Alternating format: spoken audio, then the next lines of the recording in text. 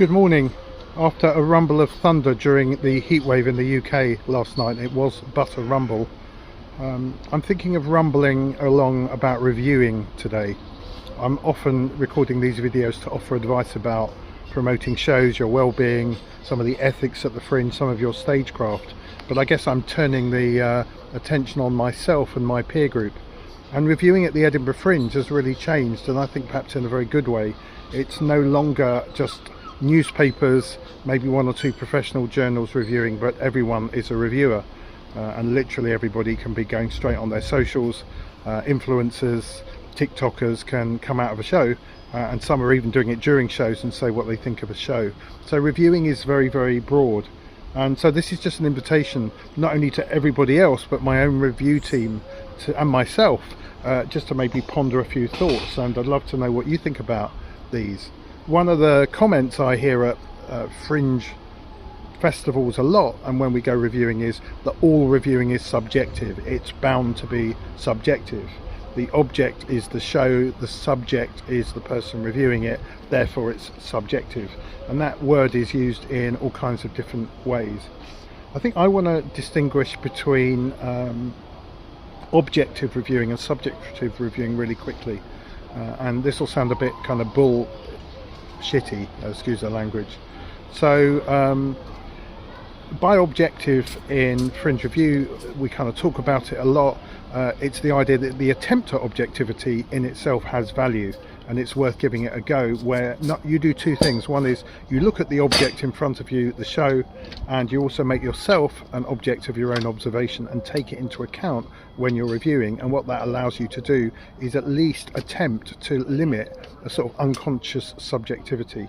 So for example, you might be feeling impatient, and you might also be a dramaturg or a theatre writer or director, and you can know the difference between this was too long and it needs some cuts from a professional point of view, and you might go in saying I was feeling quite impatient and so it seemed long to me, but I believe as a writer it's just the right length.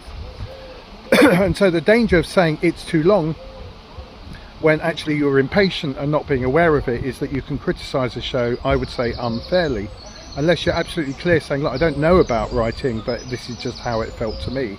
And saying I felt it was too long and it was too long is really importantly different. Excuse me. And so very similarly, I've used this example before. You go and review a restaurant, and there's a difference between saying I don't eat fish, so this gets 1 star, than I don't eat fish but I know enough about cookery to say this was beautifully cooked, and it gets 5 stars even though I personally don't like fish. That's kind of the difference, and for me that's everything. And remember, in big festivals, small festivals, a review that's unfair can kill a show if it's the only review they get and it's all over the internet. It can certainly harm a show. So I invite all reviewers just to consider for me, we call it a privilege to go and see people's work, to treat people with the respect they deserve because they brought the work here. And that makes us uncomfortable. We get attacked for that. We've been called cowards before. I've even been misquoted. People that haven't agreed with our objectivity attempt at least say it's all subjective, and that's fine to them. But you can even get people going after us more because we are trying to say we honestly are trying to be objective, and some people hate that. But I think the attempt is worth it. So here's the invitation. The invitation is, at some point before you write your review or while you're observing it, is to note down or notice, or even ask somebody else to point out your own biases. Somebody could say, you've got a short attention span, and I noticed in your review you're saying this show was too long. Was it really too long, or are you just reviewing your own bias and just applying it to the review? And being open and being honest to your own biases, your own subjectivity, can come from you through self-observation, nice word, introspection, pausing a bit before you write your review, rather than just kind of spitting it all out because you've got 10 to write.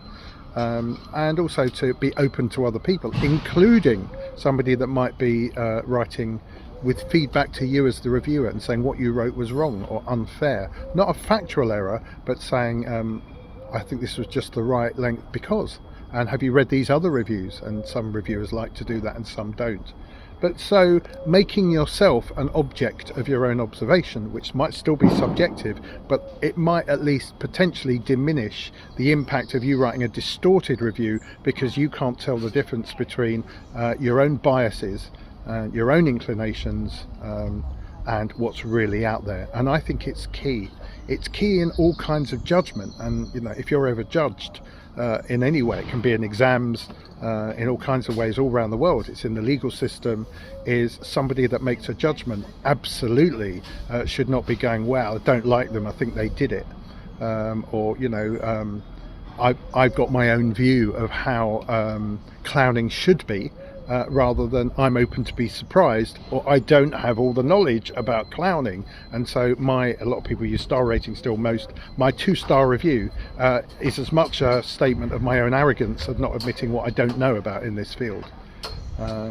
So we allow reviewers to put their subjective reaction very clearly and located in a review, but not to base their rating on that subjectivity, is to base their rating on their attempt, at least, based on their experience of the industry that they're in. So we will tend to review clown if we've got background in physical theatre and clown. We'll review dance if we've got knowledge and experience of making that work as much as possible, and then we talk about the work. And sometimes people will say, will you look at my review to see what you think? Do you think that the rating I've given is too low or too high? What do you think about this feedback? And there's a lot of talking that goes on.